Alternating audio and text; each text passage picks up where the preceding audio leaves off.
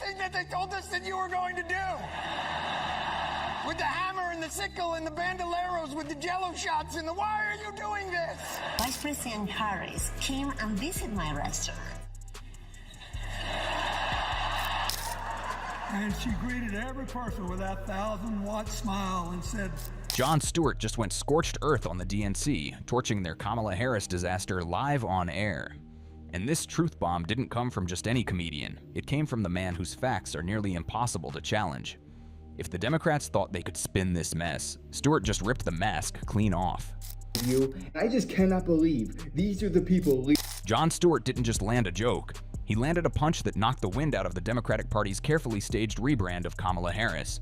You could see it in his delivery, that sly grin, the kind where you know he's about to gut you but make everyone else laugh while he does it.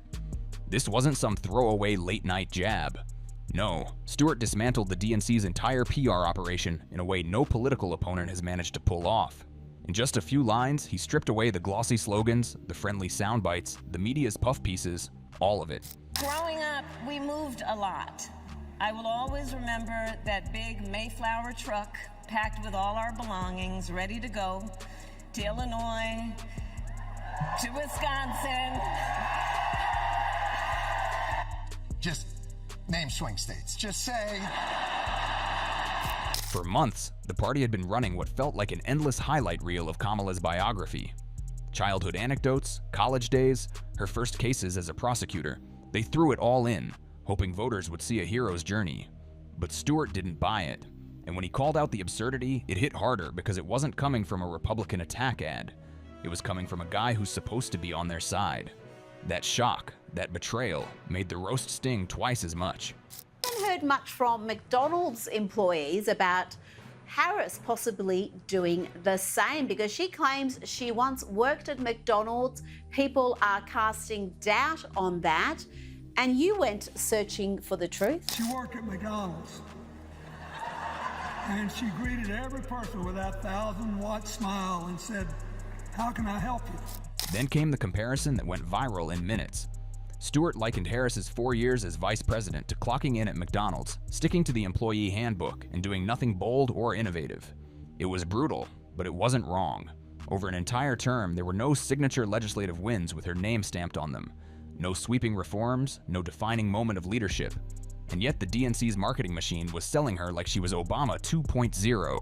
By the way, if I was Donald Trump right now, I don't even know what I'd probably just be tweeting nonsensical shit to distract from the fact that she doesn't faintly resemble the caricature that's been painted. By the way, that is what he was doing. I swear to God, the guy running for president on the Republican ticket has morphed into a poor man's cat turd. The contrast was glaring. On one hand, you had Donald Trump tweeting all day like it's his hobby. On the other, Kamala Harris's record felt like a schedule of photo ops and friendly interviews. Stewart's roast cut right to the core. The Democrats weren't selling accomplishments, they were selling a story. And in politics, when you rely only on the story, voters eventually notice the plot holes. But this is great. We finally get to meet Communist Kamala, the radical that we have heard so much about. That's the part the DNC didn't seem to understand. They thought if they told the Kamala origin story enough times, if they packaged it in glossy campaign videos with upbeat music, people would forget about the real scoreboard. But the scoreboard was clear. Jobs lost, inflation spikes, border issues, and a vice president who wasn't front and center on any major policy fix. The election numbers didn't lie. All that style, all that branding, all those speeches, and Trump still took the win. You know, I know you only had 4 weeks to put this movie together, but come on. You gotta do better than, I was working and she walked in. I drove her in an Uber. Stewart's jab about the McDonald's job wasn't just a joke. It was a summary of why the rebrand failed. Because when your own side starts calling out the lack of action, when your own side starts mocking the PR fluff, you can't just spin your way out of it. The DNC had hoped Kamala's relatable image could replace hard political results. Stewart's roast proved that even the friendliest audiences aren't buying it anymore. My phone rings. It's Kamala Harris. She called me. My phone rang again, and it was Vice President Kamala Harris. If you're lucky enough to be her friend, she calls you on her birthday. Let's talk about the moment Jon Stewart zeroed in on one of the weirdest political stunts in recent memory: Kamala Harris calling random voters on her own birthday. Now, calling voters is nothing new in politics. Candidates do it all the time, but doing it on your birthday? That's next level strange. You could almost hear Stewart's voice in your head. So, you're telling me, on the one day of the year that's supposed to be about cake and ignoring your email, she decides, you know what? Let's call strangers. She calls you on her birthday?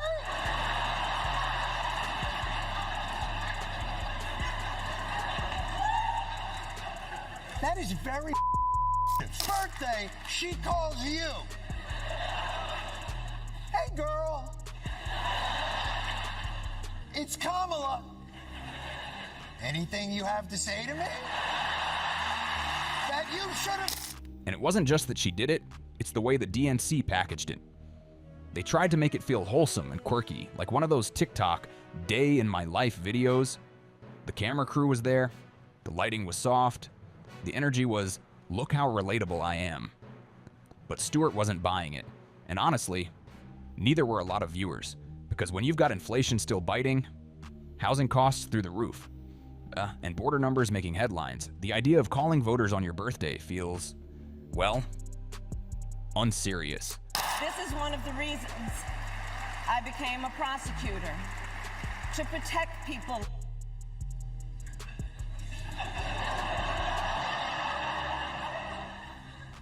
Das Vidanya. This is the problem the Democrats keep running into. They keep trying to be internet funny instead of governing serious.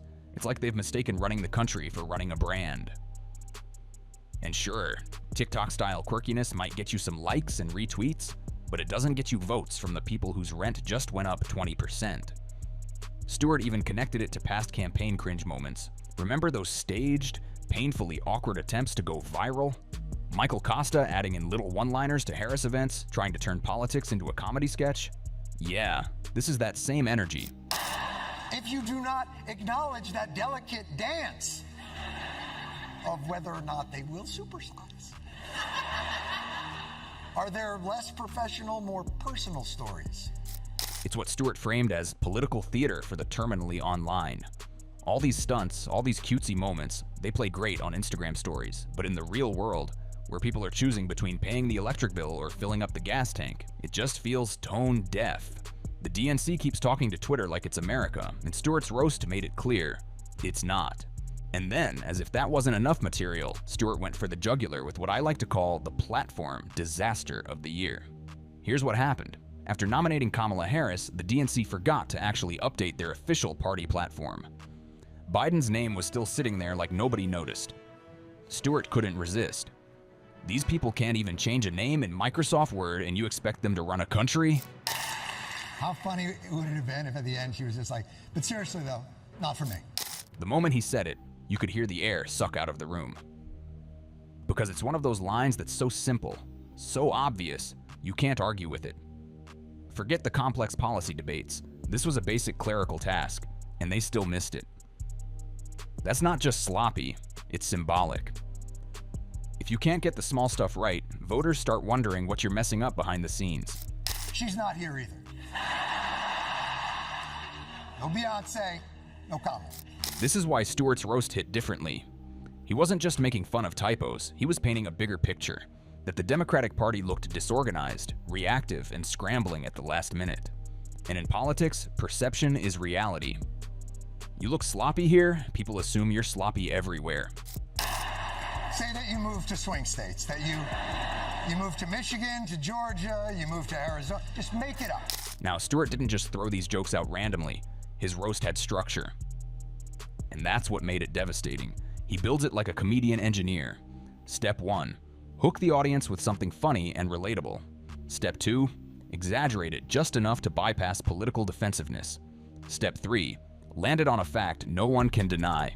That's what makes it a mic drop moment. Stewart's not a Republican pundit trying to score points. He's a guy who spent years skewering the right, now turning that same firepower on the left. And because it's him, because it's wrapped in humor, it hits 10 times harder. By the time he was done, it didn't feel like he just told a few jokes. It felt like he'd ripped the shiny wrapping paper off the DNC's Harris package and shown the public exactly what was inside. And the worst part for them? People were nodding along. I can feel the excitement in this arena. It's filled with energy and with joy. The air of joy. Joy, joy, joy. We will be joyful warriors. The president of joy. Let us choose joy. Here's where Stewart really started pulling punches. Not just at Harris, but at the people who've been propping her up like she's the star of a sitcom that's already been canceled, but nobody told the cast. He didn't have to name names, but the jab at mainstream outlets was crystal clear. You could almost hear it between the lines. You guys aren't journalists right now. You're the laugh track for the DNC. Reasons I became a prosecutor to protect people.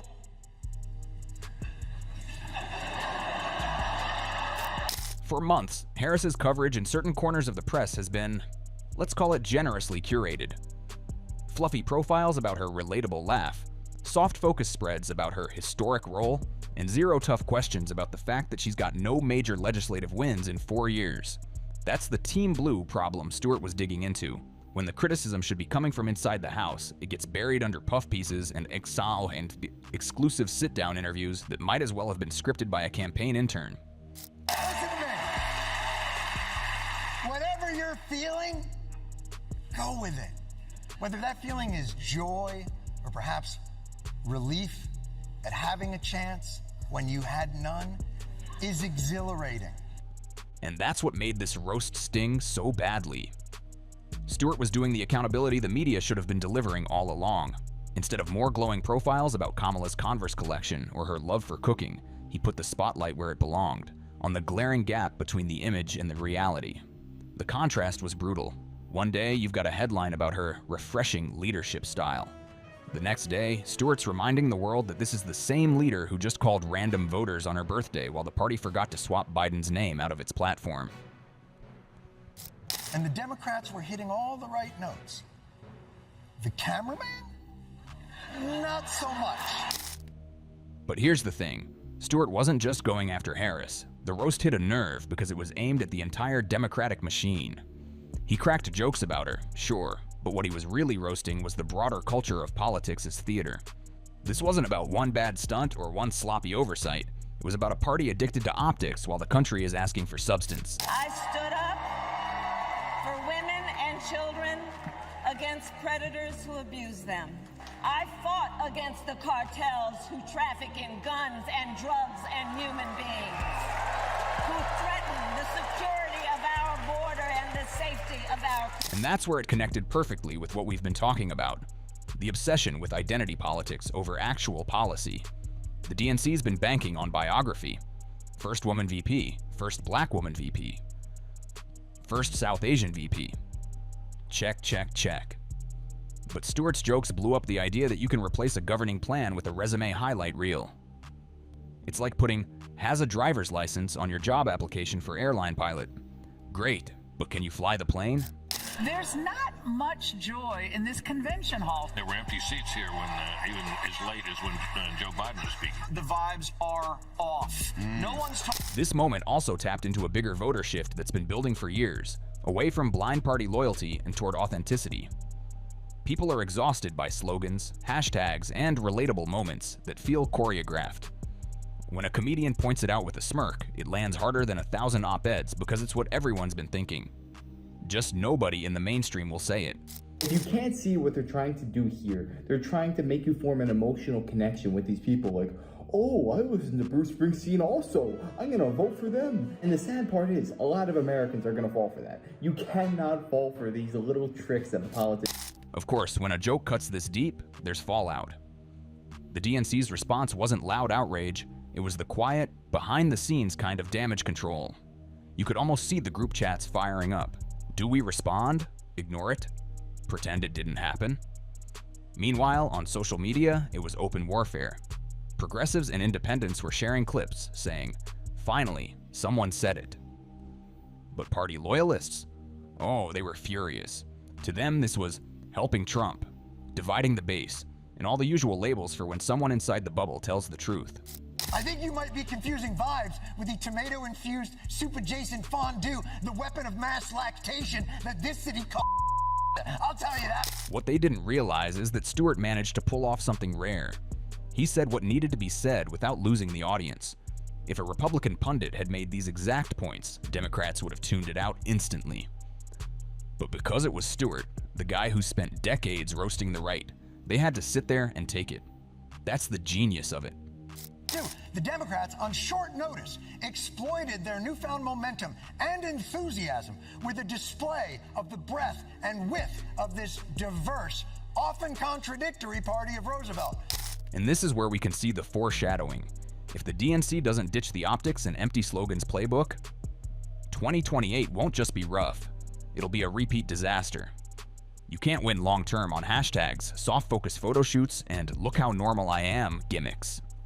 The wild thing, the roast wasn't a betrayal of the Democrats. It was more like a desperate wake-up call.